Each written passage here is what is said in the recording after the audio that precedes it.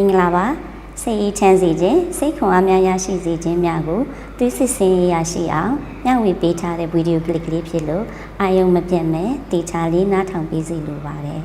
ဒီဗီဒီယိုကလစ်ကလေးကိုမိမိတူးတဲ့မိမိနဲ့မိမိရဲ့ပါတနာကြည့်လို့ရပါတယ်ကျွန်မပြောပြတဲ့အကြောင်းအရာတွေကိုမရှင်းခဲ့ရင်အချင်းချင်းမေးလို့ပြောလို့ရပါတယ်သို့တော့မိမိအကြောင်းမိမိမဖွင့်ရလို့တဲ့မြည်သည့်အကြောင်းအရာမဆိုရှိခဲ့ရင်လည်းအချင်းချင်းကြားဖွင့်ဟစရာမလိုပါ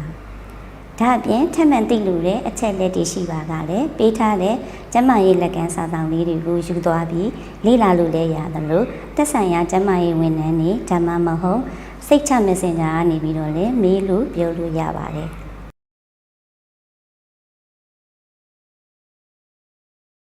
ကျွန်မပြောပြပေးသွားမှာကတော့ HIV ပိုးရှိမရှိကိုမိမိကိုယ်တိုင်လှုပ်ဆောင်ခြင်းနဲ့စစ်ဆေးလို့ရတယ်ဆိုတဲ့အကြောင်းမစစ်ခင်စိတ်ကိုပြင်ဆင်မှုမိမိဆန္ဒလျောက်စစ်ပြီးရင်လည်းဘလို့စိတ်ခွန်အားတွေထားပြီးတော့ကြမ်းကြမ်းမာမာနဲ့ဆက်လက်နေထိုင်သွားလို့ရမယ်ဆိုတာတွေကိုပါမိသူမဆိုစစ်ဆေးလို့အဆင်ပြေအောင်စီစဉ်ထားတာဖြစ်ပါတယ်မိမိနဲ့သက်ဆိုင်တဲ့သူတွေစစ်ချင်ရင်လည်းညှို့ပြလို့ရပါတယ်လူကြီးမင်းတို့အနေနဲ့စစ်မယ်လို့ရည်ရွယ်ထားတဲ့ခံယူထားတဲ့ဆိုရင်တော့အချိန်အနေနဲ့အချိန်ကာရပတ်ဝန်းကျင်မှာခက်ခဲတဲ့အခြေအနေမျိုးမျိုးတွေရှိခဲ့ရင်လည်းဘယ်လိုကြော်ဖြတ်ရမယ်ဆိုတာကိုဒီဗီဒီယိုကလစ်ကလေးကိုကြည့်ခြင်းအပြင်ကြော်ဖြတ်နိုင်စွမ်းတွေရှိလာမှာဖြစ်ပါတယ်ခုပုံစံကစစ်ဆေးရလွယ်ကူတယ်လို့ဆက်စစ်တဲ့ဝန်ဆောင်မှုတွေကိုလည်းဖန်တီးပေးထားတဲ့အတွက်ကာယကံရှင်အတွက်စစ်လူသူအားလုံးစစ်တဲ့သူအားလုံးအတွက်အလွန်အဆင်ပြေပါတယ်ဆေးရလွယ်တယ်ရိုးရှင်းစွာအဖြေကိုသိလို့ရတယ်အချိန်မကုန်ဘူးအချိန်ဆောင်စရာမလိုဘူးဆေးကုသဖို့လိုအပ်ရင်လည်းဒီပြုစစ်ဆေးခြင်းကိုထပ်မံပြုလုပ်လို့ရပါတယ်လိုအပ်တဲ့သတင်းအချက်လက်တွေကိုလည်းအလွယ်တကူရရှိအောင်စီစဉ်ထားတဲ့အတွက်အလွန်အကျိုးရှိတဲ့လုပ်ရက်ကလေးကိုကိုယ်တိုင်ဖန်တီးခွင့်ရမှာဖြစ်ပါတယ်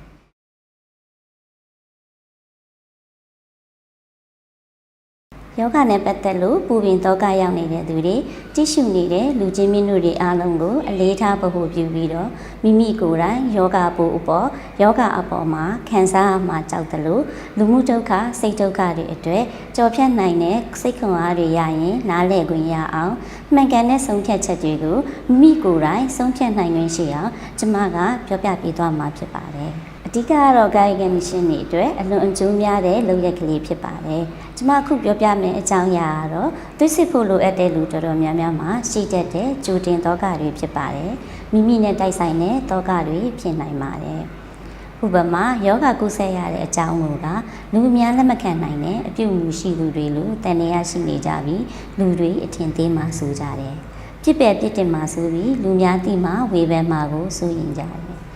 ယောဂဖြစ်လာရင်လည်းဆေးကုရတာကြားတယ်ဆိုတဲ့အသည့်တွေရှိပြီးဆေးကုသတဲ့နေရာမှာအခက်အခဲရှိမှာပဲဆိုပြီးတော့ပူပန်မှုတွေရှိကြပါတယ်။ရင်ဆိုင်ရမယ့်လူမှုရေးအခက်အခဲတွေအလုံးမလုံးနိုင်တော့ဘူးထင်လို့ကြုံရနိုင်တဲ့ဝေငင်အခက်အခဲမိသားစုကြားမှာဖြစ်ပေါ်လာတဲ့ပြဿနာစတာတွေကိုတွေးပြီးကြိုတင်ပူပန်မှုတွေလည်းရှိနေတတ်ကြပြန်တယ်။စစ်ဖို့အတွက်ကြပြန်တော့လေစစ်တဲ့နေရာတွေကိုလက်လန်းမမီလို့ပဲဖြစ်ဖြစ်သွားမစစ်ချင်လို့ပဲဖြစ်ဖြစ်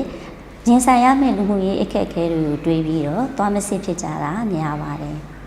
စစ်ပြန်ရင်လည်းသက်ဆိုင်ရာတက်ခွဲဌာနတွေကဆောင်ရွက်ပေးရတဲ့အခါစစ်ခိုင်းသူစစ်ပေးသူစတဲ့သက်ဆိုင်သူတွေတည်တဲ့အခါမှာဘုံဝင်မကျဖြစ်တာကြပါတယ်တစ်ဖက်မှာလည်းလိုအပ်လို့မိမိဆန္ဒလျောက်စစ်တယ်ဆိုရင်တော့မှပဲကုသပေးသူကပဲဖြစ်ဖြစ်စောင့်ရှောက်ပေးသူတူကပဲဖြစ်ဖြစ်စစ်စေလို့စစ်တာကပိုများပါတယ်ဒီတော့ပတ်ဝန်းကျင်မှာတောကစိတ်နဲ့ဆက်ဆံရများမယ်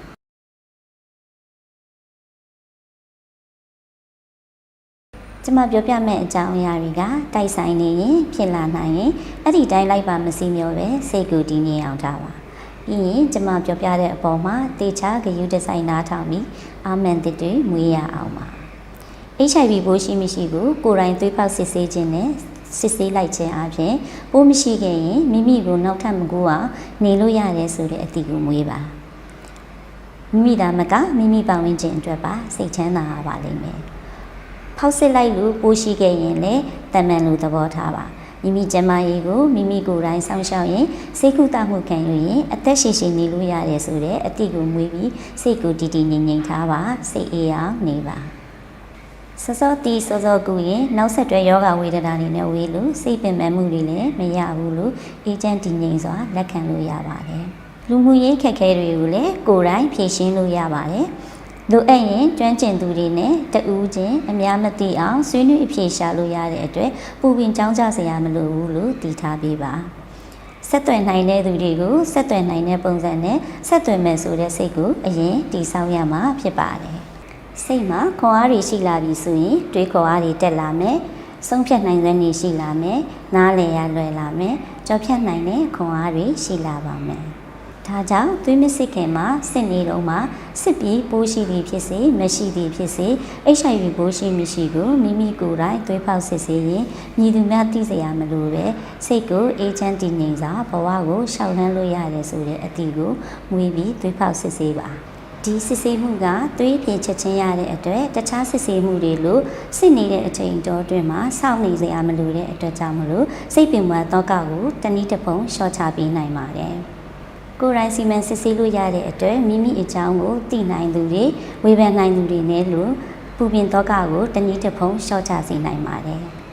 စိတ်ကူးတောင်းမှုအတွက်ကိုလည်းစနစ်တကျလမ်းညွှန်မှုတွေရှိလို့အချိန်နဲ့တပြေးညီဆောင်ရွက်ရင်ပုံမှန်လှူရှမ်းမှုတွေနဲ့အတူပုံမှန်ဘဝကိုရှောင်လန်းလို့ရတယ်ဆိုတဲ့အသည့်ကိုမွေးပြီးစိတ်ဖြစ်စီမှုတွေကိုလျှော့ချပါတင်တည်ငြိမ်မှုရပြီလားတည်ငြိမ်မှုရပြီဆိုရင်သွေးစစ်ဖို့ပြင်ဆင်ပါတည်ငြိမ်မှုမရသေးရင်ပြန်လဲကြည့်ရှုပါပြန်ပြီးမှတ်မိအောင်စိတ်ခွန်အားတွေထပ်ပေးပါမယ်ပိုးမတွေ့ခဲ့ရင်လည်းနောင်ကိုပိုးမကူအောင်နေမယ်ပိုးတွေ့ခဲ့ရင်လည်းစိတ်ခွန်အားတွေတိဆောက်ပြီးနေလို့ရပါတယ်ဆေးရှိတယ်ကုလို့ရတယ်စနစ်တကျနဲ့တောက်မယ်ဆိုရင်အသက်ရှည်ရှည်နဲ့ကျန်းကျန်းမာမာနေလို့ရတယ်မိမိရတဆင်အများသူငါတွေမပူအောင်စင်စင်ချင်းချင်းနေလို့ရတဲ့နည်းလမ်းနေစဉ်းစားပါစိတ်ပင်ပန်းခံမှုမလိုဘူးစိတ်ကိုတည်ငြိမ်အောင်ထားပါအသက်ကိုမှန်မှန်ရှုပါခက်ခဲတစ်ခုခုရင်ဆိုင်ခဲ့ရရင်လည်းသက်ဆိုင်သူတွေနဲ့တိုင်ပင်ပါ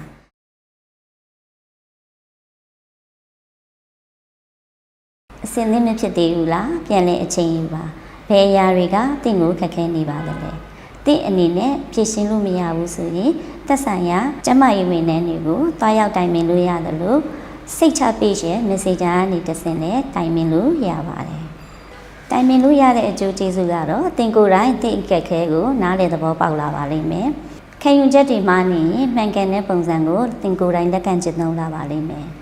တင်ကိုယ်တိုင်တင့်ခက်ခဲတွေကိုမှန်ကန်တဲ့ဆုံးဖြတ်ချက်တွေနဲ့အတူညင်ညင်သာသာကင်တွယ်ဖြေရှင်းတတ်လာပါလိမ့်မယ်စိတ်ခွန်အားတွေရလာပါလိမ့်မယ်အစဉ်သင်းဖြစ်ပြီလားသွေးဖောက်ဖို့ပြင်ဆင်ပါလမ်းညွှန်ချက်အတိုင်းစနစ်တကျတည်ငြိမ်စွာဖောက်ပါပိုးမတွေ့ခဲ့ရင်လည်းနောင်ကိုပိုးမကူအောင်နေမယ်ကာကွယ်ရေးလမ်းညွှန်မှုတွေအတိုင်းစနစ်တကျနေထိုင်ပါသွေးပြန်ဆင်ရမယ့်အချိန်ကြရင်လည်းသွေးပြန်စစ်ဖို့မမေ့ပါနဲ့ပိုးတွေ့ခဲ့ရင်လည်းတန်မှန်လိုသဘောထားပါသက်ဆိုင်ရာကျန်းမာရေးဝန်ထမ်းတွေနဲ့တိုင်ပင်လို့ရတယ်လို့စိတ်ချ messenger ကနေပြီးတော့လည်းမေးမြန်းဆွေးနွေးတိုင်ပင်လို့ရပါတယ်အားလုံးအတွက်မေတ္တာပို့တာပါတယ်ကျမ်းမာချမ်းသာစွာဖြင့်လူရဆန္ဒပြေဝကြပါစေစိတ်ခွန်အားတွေအပြည့်နဲ့ဘဝကိုတည်ငြိမ်စွာရှောင်လန်းနိုင်ကြပါစေ